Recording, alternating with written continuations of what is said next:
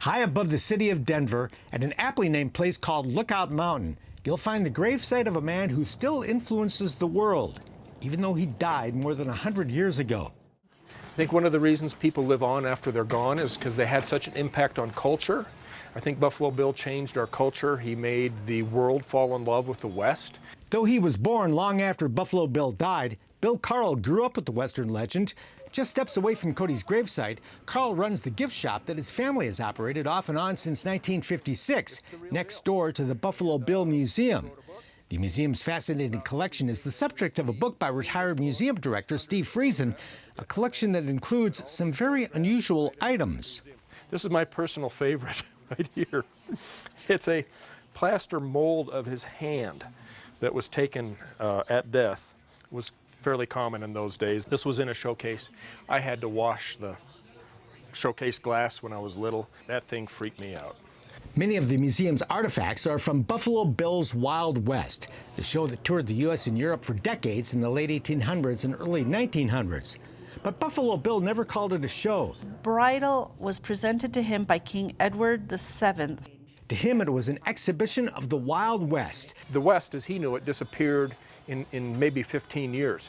Cody lamented all those losses, and he wanted to teach us about what he had seen and what had disappeared. Performed in huge arenas in front of thousands of people, Codys' Wild West featured one of the last surviving herds of buffalo, stagecoach attacks, Lakota Indians, cowboys, and celebrities of the day, like sharpshooter Annie Oakley and the great Sioux chief Sitting Bull, who toured with the Wild West for one season. We have a very good collection, and one of the things that makes ours stand out is that it was founded with the last items that Buffalo Bill owned. The museum's founding collection was the property of Johnny Baker, Buffalo Bill's foster son. It includes Sitting Bull's bow and arrows and his magnificent headdress. You'll also see the headdress of Short Bull and Iron Tail. Iron Tail, who performed with the Wild West for years, was one of Buffalo Bill's best friends. Cody, a man who'd once fought Indians, became known as their friend and advocate, whose show helped preserve their way of life. It was at a time when they were trying to take their culture away from them, and Cody was trying to preserve it. Cody gave those folks a job when nobody else would. He allowed them to show the world their customs. The scout, plainsman, Civil War soldier, and showman was also an advocate for women's rights and paid women performers of the Wild West, like trick riders Lulu Parr and Goldie Griffith, the same as the men. He was very close to Susan B. Anthony, and he often spoke about how women should have the right to vote.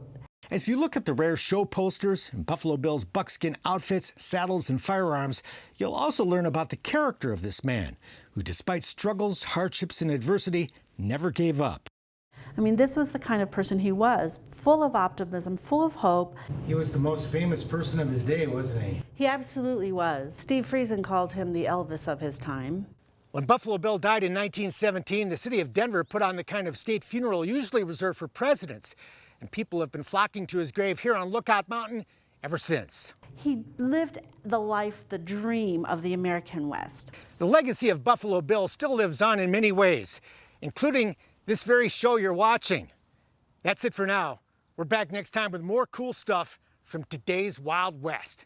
I'm Mark Bedore. We'll see you down the trail. For more information on the people and places featured in today's Wild West, or to order show DVDs and books, visit todayswildwest.com. Funding for Today's Wild West provided by the Leggett Foundation and the Chuck Wagon Trail Riders Foundation.